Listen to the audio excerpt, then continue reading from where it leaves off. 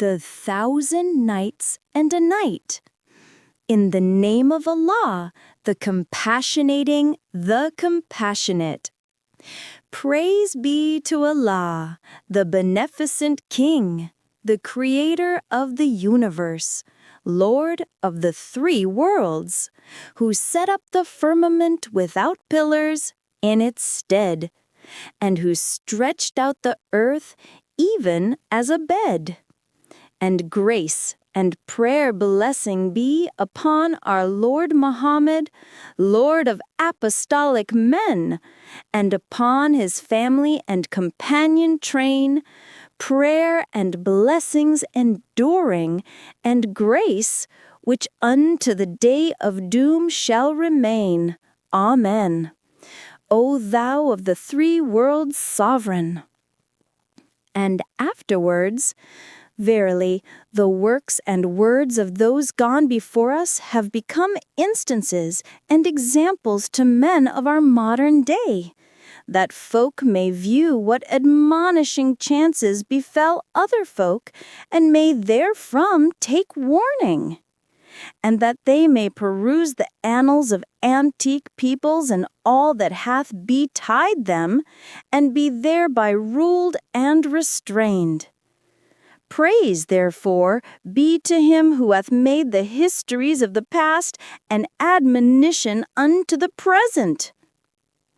Now of such instances are the tales called 1,000 Nights and a Night, together with their far-famed legends and wonders. Therein it is related, but Allah is all-knowing of his hidden things, and all-ruling, and all-honored, and all-giving, and all-gracious, and all-merciful, that in tide of yore, and in time long gone before, there was a king of the kings of the Banu Sasan in the islands of India and China, a lord of armies and guards and servants and dependents. He left only 2 sons, one in the prime of manhood and the other yet a youth, while both were knights and braves, albeit the elder was doughtier horseman than the younger.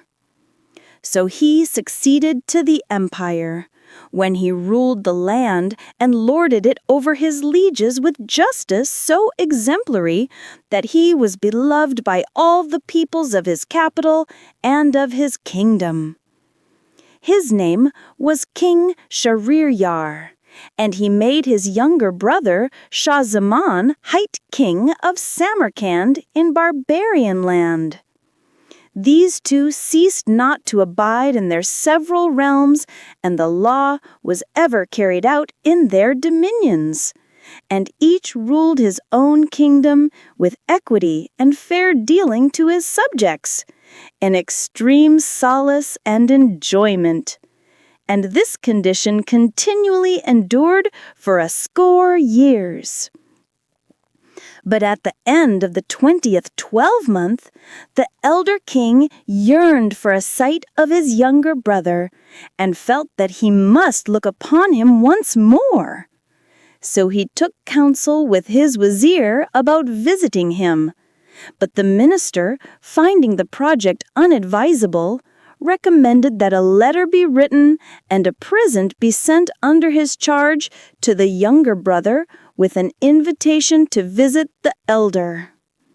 Having accepted this advice, the king forthwith bade prepare handsome gifts, such as horses with saddles of gem-encrusted gold, Mamelukes or white slaves, beautiful handmaids, high-breasted virgins, and splendid stuffs and costly. He then wrote a letter to Shah Zaman expressing his warm love and great wish to see him, ending with these words: "Therefore, we hope of the favor and affection of the beloved brother, that he will condescend to bestir himself and turn his face uswards. Furthermore, we have sent our vizier to make all ordinance for the march, and our one and only desire is to see thee ere we die. But if thou delay or disappoint us, we shall not survive the blow. Wherewith peace be upon thee." Then King Shahryar, having sealed the missive and given it to the Wazir with the offerings aforementioned, commanded him to shorten his skirts and strain his strength and make all expedition in going and returning. "Hearkening and obedience," quoth the minister, who fell to making ready without stay, and packed up his loads and prepared all his requisites without delay.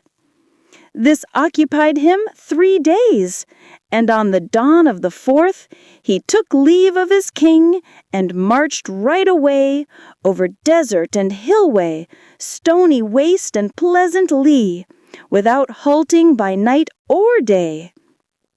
But whenever he entered a realm whose ruler was subject to his suzerain, where he was greeted with magnificent gifts of gold and silver and all manner of presents fair and rare, he would there tarry 3 days, the term of the guest rite, and when he left on the 4th, he would be honorably escorted for a whole day's march.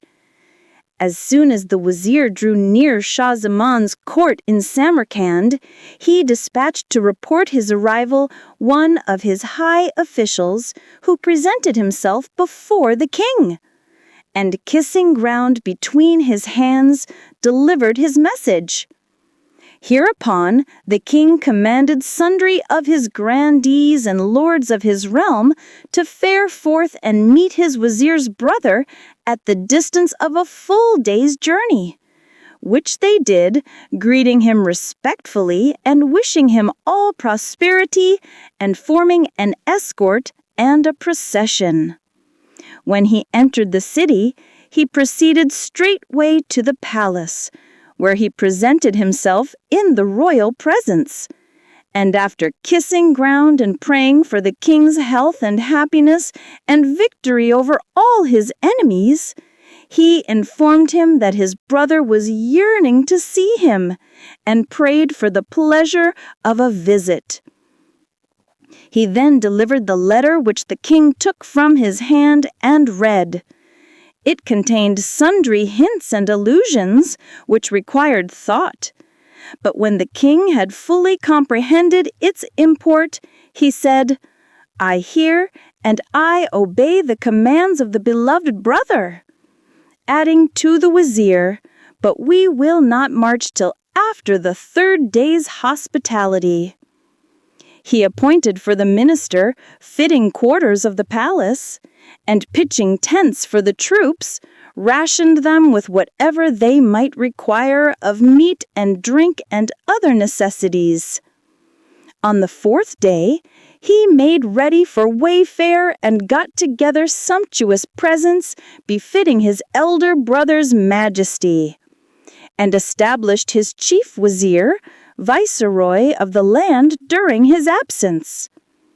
Then he caused his tents and camels and mules to be brought forth, and encamped, with their bales and loads, attendants and guards, within sight of the city, in readiness to set out next morning for his brother's capital.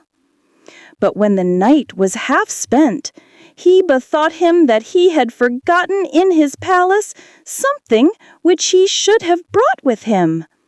So he returned privily and entered his apartments, where he found the queen, his wife, on his own carpet bed, and in the arms of a black cook of loathsome aspect and foul with kitchen grease and grime.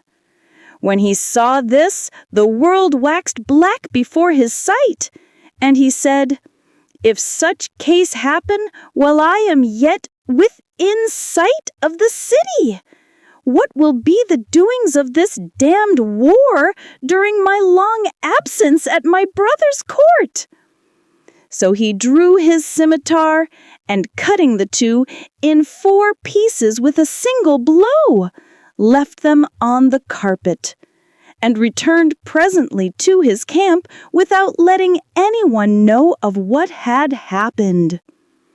Then he gave orders for immediate departure and set out at once and began his travel. But he could not help thinking over his wife's treason, and he kept ever saying to himself, "How could she do this deed by me? How could she work her own death?"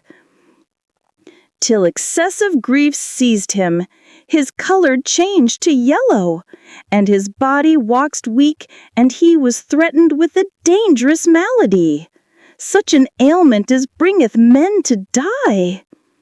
So the wazir shortened his stages and tarried long at the watering stations and did his best to solace the king. Now, when Shah Zaman drew near the capital of his brother, he dispatched vaunt couriers and messengers of glad tidings to announce his arrival. And Shahryar came forth to meet him with his wazirs and emirs and lords and grandees of his realm, and saluted him and joyed with exceeding joy, and caused the city to be decorated in his honor.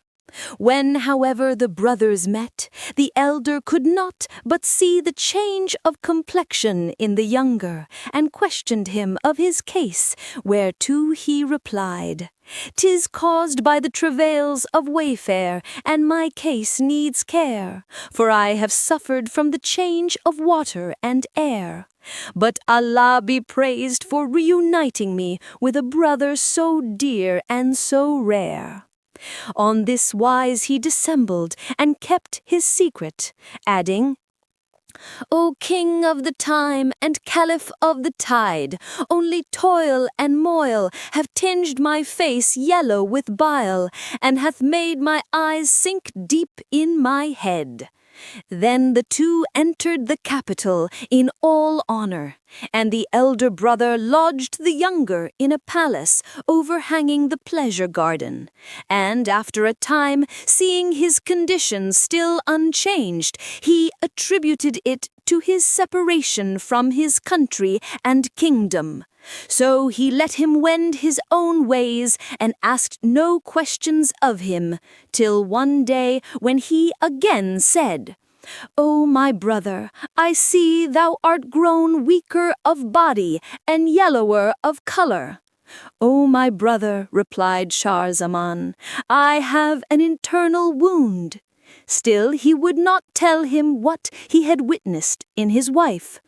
Thereupon Shahryar summoned doctors and surgeons, and bade them treat his brother according to the rules of art, which they did for a whole month, but their sherbets and potions not availed, for he would dwell upon the deed of his wife, and despondency instead of diminishing prevailed, and leechcraft treatment utterly failed.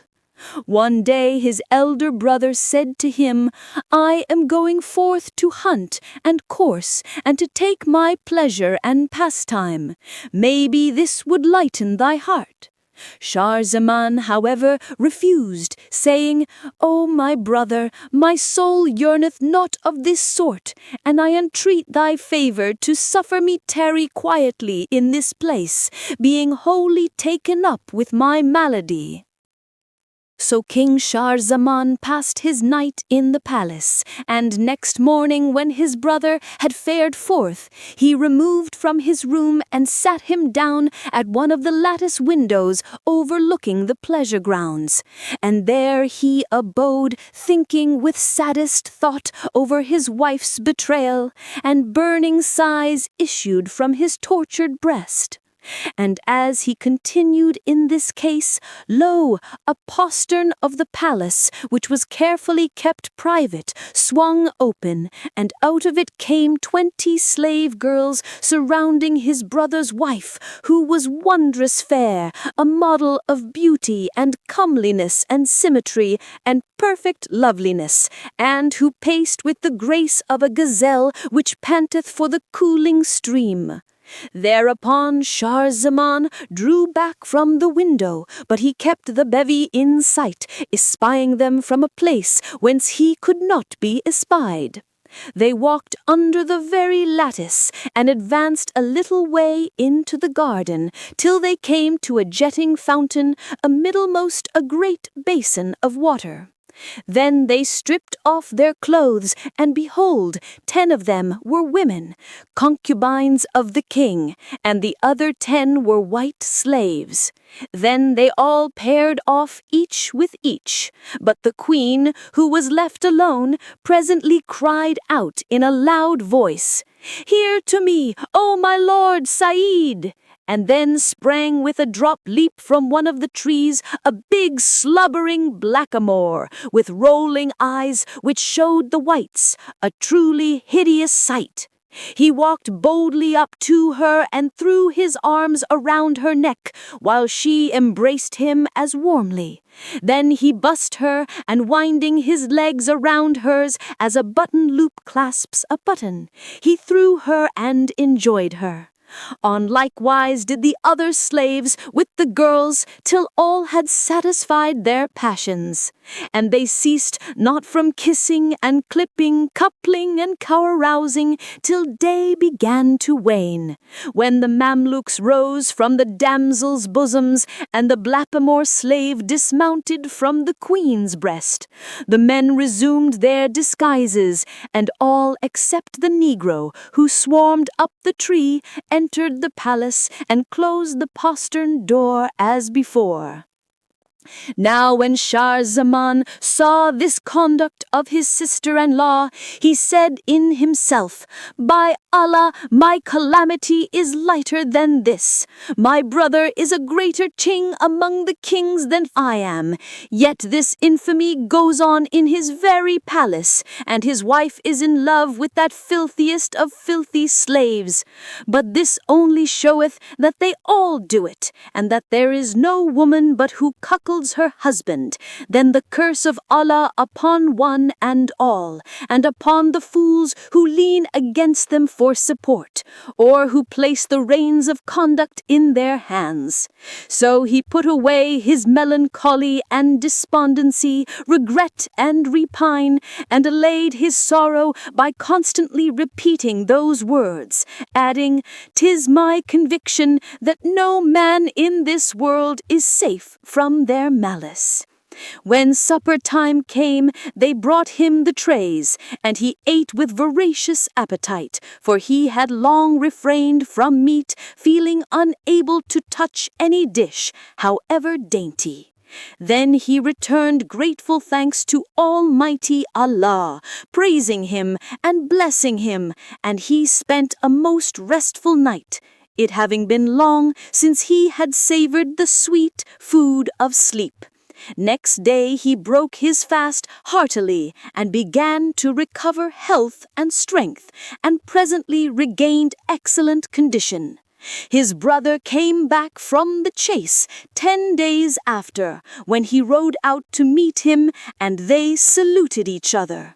And when King Shahryar looked at King Shahryar, he saw how the hue of health had returned to his face, how he had waxed ruddy and ate with an appetite after his late scanty diet.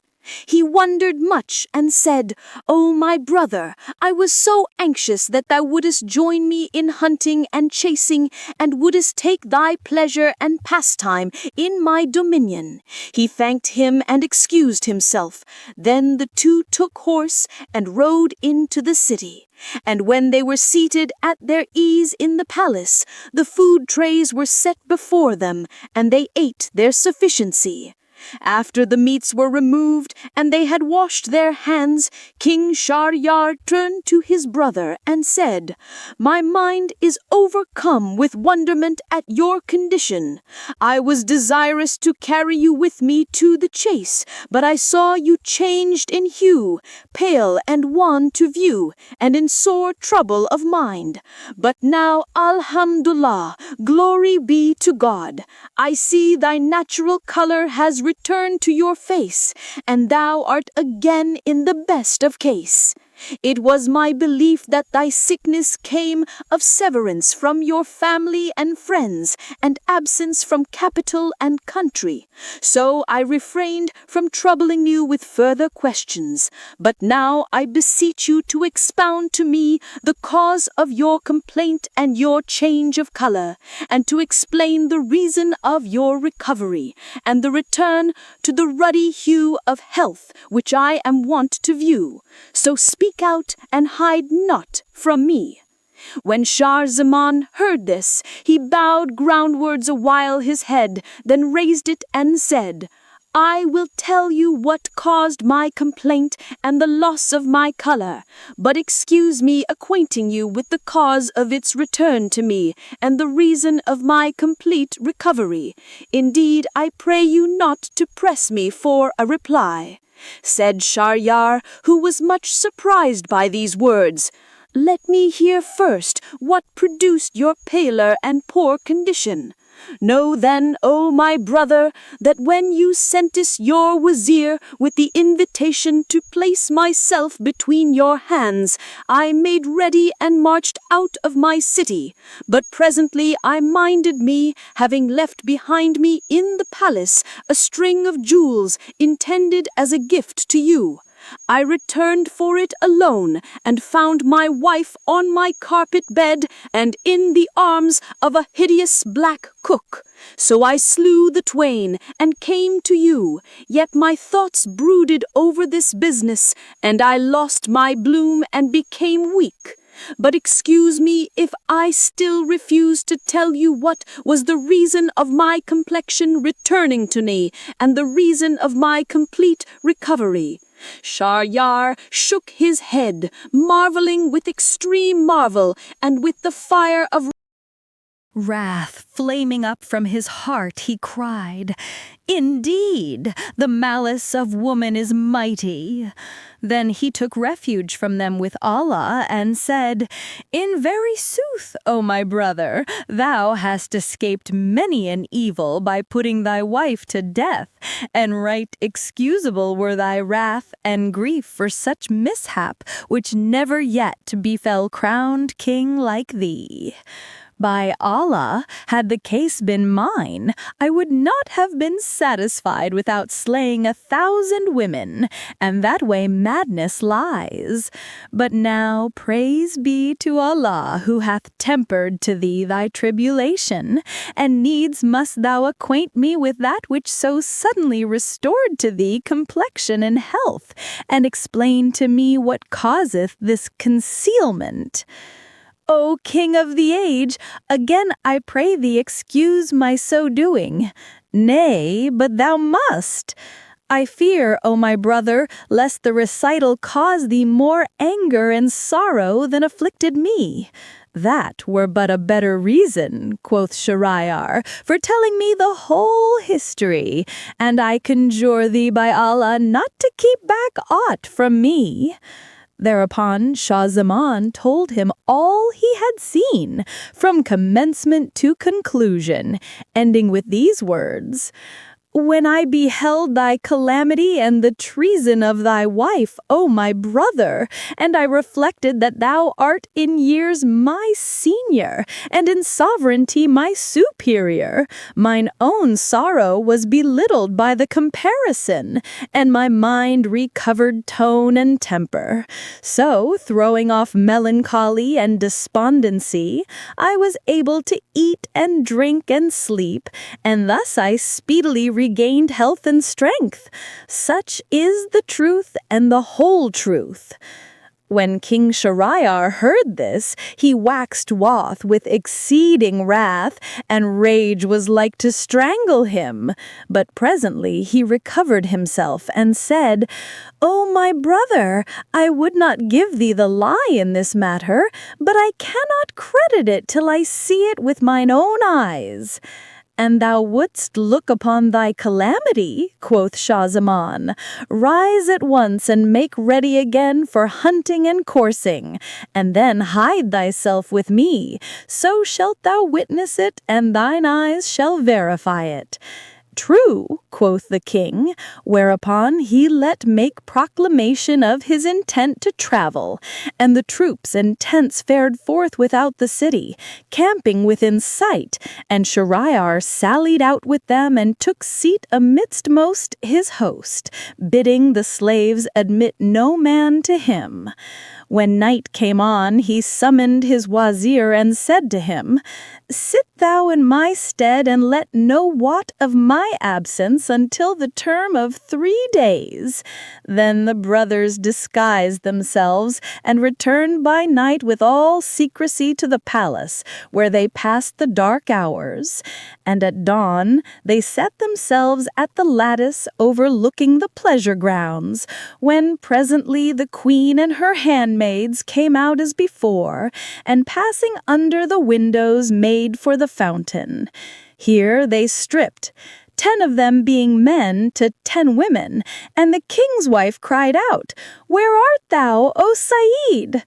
The hideous blackamoor dropped from the tree straightway, and rushing into her arms without stay or delay, cried out, I am Sa'alo bin Saud. The lady laughed heartily, and all fell to satisfying their lusts, and remained so occupied for a couple of hours, when the white slaves rose up from the handmaidens' breasts, and the blackamoor dismounted from the queen's bosom. Then they went into the basin, and after performing the ghusl, or complete ablution, donned their dresses and retired as they had done before. When King Shahryar saw this infamy of his wife and concubines, he became as one distraught, and he cried out, Only in utter solitude can man be safe from the doings of this vile world. By Allah, life is not but one great wrong. Presently he added, Do not thwart me, O my brother, in what I propose. And the other answered, I will not. So he said, Let us up as we are, and depart forthright hence, for we have no concern with kingship. And let us over-wander Allah's earth, worshipping the Almighty, until we find someone to whom the like calamity hath happened. And if we find none, then will death be more welcome to us than life. So the 2 brothers issued from a second private postern of the palace, and they never stinted wayfaring day and night, until they reached a tree amiddle of a meadow hard by a spring of sweet water on the shore of the salt sea. Both drank of it and sat down to take their rest, and when an hour of the day had gone by, lo, they heard a mighty roar and uproar in the middle of the main, as though the heavens were falling upon the earth, and the sea broke with waves before them, and from it towered a black pillar, which grew and grew till it rose skywards, and began making for that meadow. Seeing it, they waxed fearful exceedingly, and climbed to the top of the tree, which was a lofty, whence they gazed to see what might be the matter. And behold, it was a Jinni, huge of height and burly of breast and bulk, broad of brow and black of blee, bearing on his head a coffer of crystal. He strode to land, wading through the deep, and coming to the tree whereon were the 2 kings, seated himself beneath it. He then set down the coffer on its bottom, and out it drew a casket with 7 padlocks of steel, which he unlocked with 7 keys of steel he took from beside his thigh, and out of it a young lady to come with seen, white-skinned and of winsomest mien, of stature fine and thin, and bright as though a moon of the 14th night she had been, or the sun raining lively sheen. Even so the poet Otia hath excellently said, She rose like the morn as she shone through the night, and she gilded the grove with her gracious sight. From her radiance the sun taketh increase when she unveils and shames the moonshine bright. bow down all beings between her hands, as she shows charms with her veil undight. And she floods cities with torrent tears when she flashes her look of levin light. The Jinni seated her under the tree by his side, and looking at her said, "O choicest love of this heart of mine, O dame of noblest line, whom I snatched away on your bride night, that no one might prevent me taking your maidenhead, or tumble you before I did, and whom none save myself has loved or has enjoyed. O my sweetheart, I would lief sleep a little while." Then he laid his head upon the lady's thighs, and stretched out his legs which extended down to the sea, and slept and snored and snarked like the roll of thunder. Presently she raised her head towards the treetop, and saw the two kings perched near the summit. Then she softly lifted off her lap the Jinni's pate which she was tired of supporting, and placed it upon the ground. Then standing up right under the tree, signed to the kings, "Come you down, you two, and fear not from this Ifrit." They were in a terrible fright when they found that she had seen them and answered her in the same manner. "Allah upon you, and by your modesty, O lady, excuse us from coming down." But she rejoined by saying, "Allah upon you both, that ye come down forthright, and if you come not, I will rouse upon you my husband, this Ifrit, and he shall do you to die by the illest of deaths." And she continued making signals to them.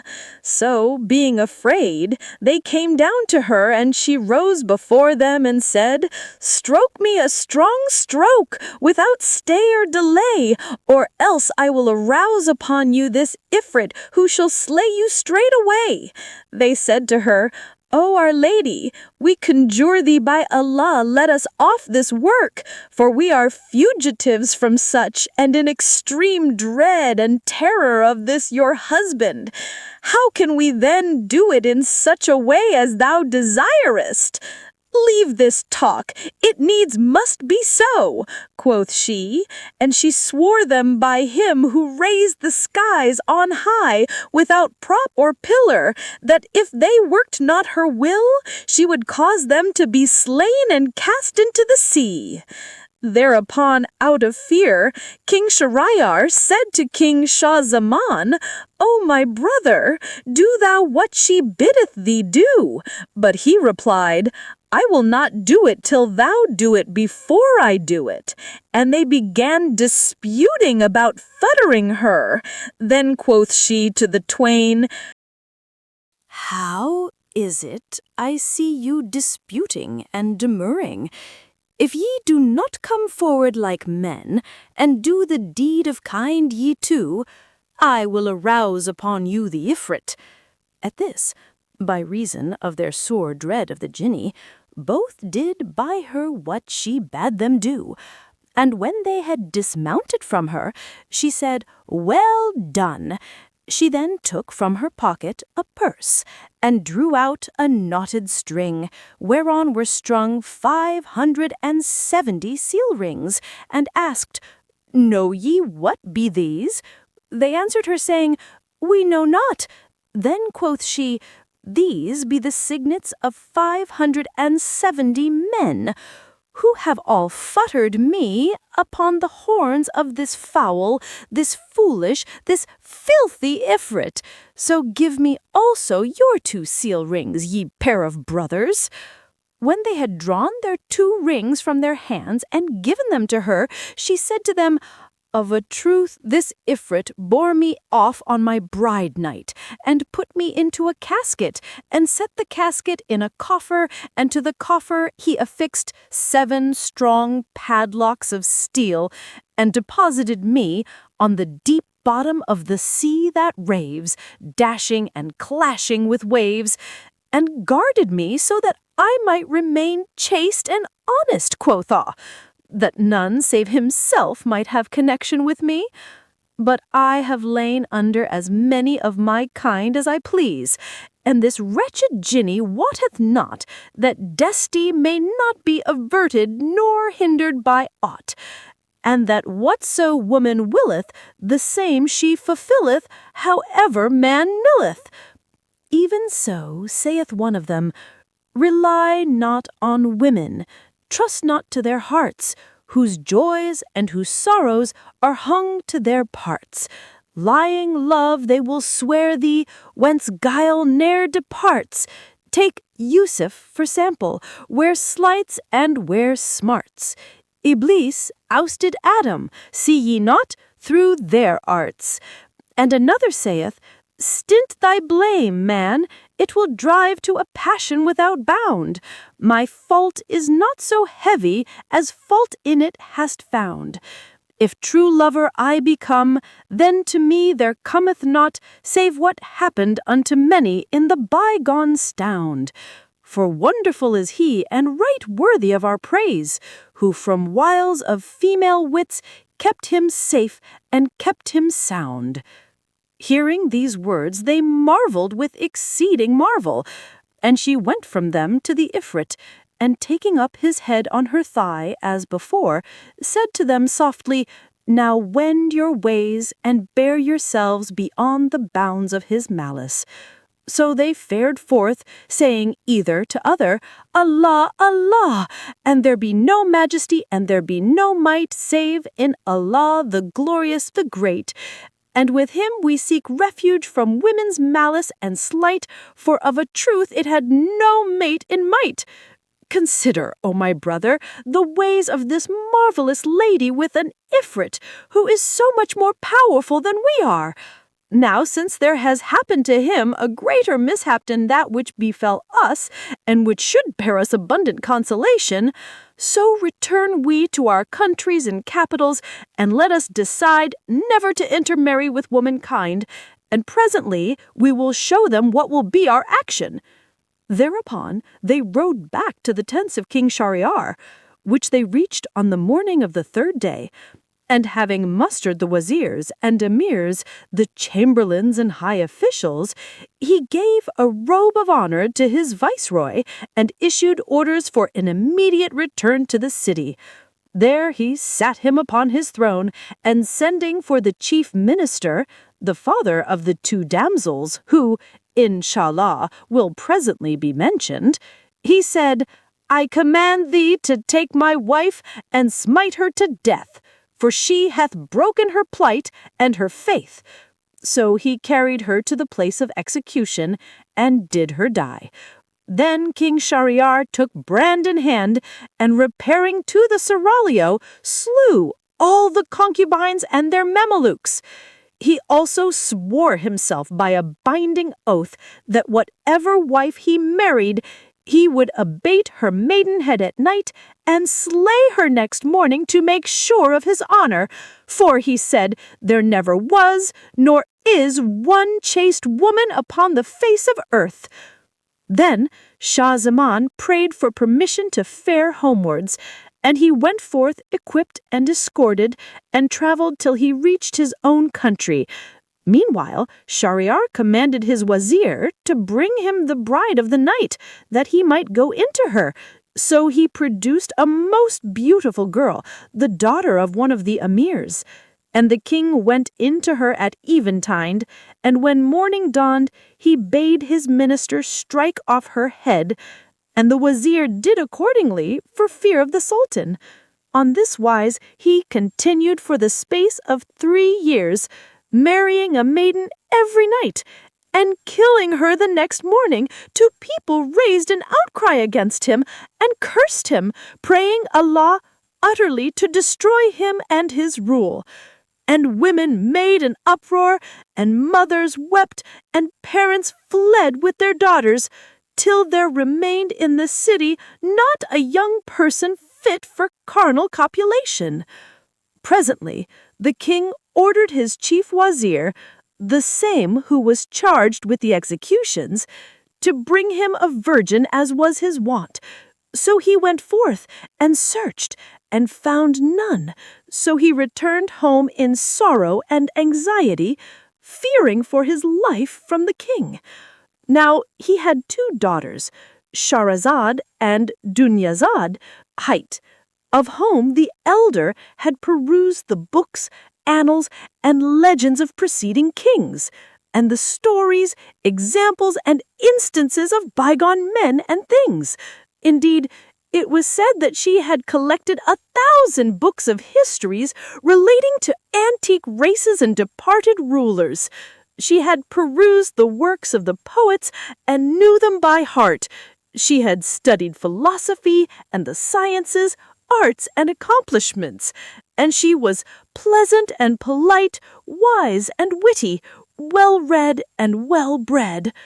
Now on that day she said to her father, "Why do I see you thus changed and laden with cark and care? Concerning this matter, quoth one of the poets, Tell who has sorrow, grief never shall last.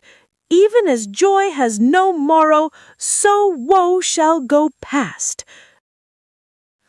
When the wazir heard from his daughter these words, he related to her from first to last all that had happened between him and the king. Thereupon said she, "By Allah, O my father, how long shall this slaughter of women endure? Shall I tell thee what is in my mind in order to save both sides from destruction?" "Say on, O my daughter," quoth he, and quoth she, "I wish thou wouldst give me in marriage to this King Shahryar. Either I shall live, or I shall be a ransom for the virgin daughters of Muslims, and the cause of their deliverance from his hands and thine." "Allah upon thee," cried he, in wrath exceeding, that lacked no feeding, "O scanty of wit, expose not thy life to such peril. How durst thou address me in words so wide from wisdom and unfar from foolishness? Know that one who lacketh experience in worldly matters readily falleth into misfortune, and whoso considereth the end keepeth not the world to friend. And the vulgar say, I was lying at mine ease, naught but my officiousness brought me unease. Needs must you," she broke in, "make me a doer of this good deed, and let him kill me an he will. I shall only die a ransom for others." "O my daughter," asked he, "and how shall that profit thee, when thou shalt have thrown away thy life?" And she answered, "O my father, it must be, come of it what will."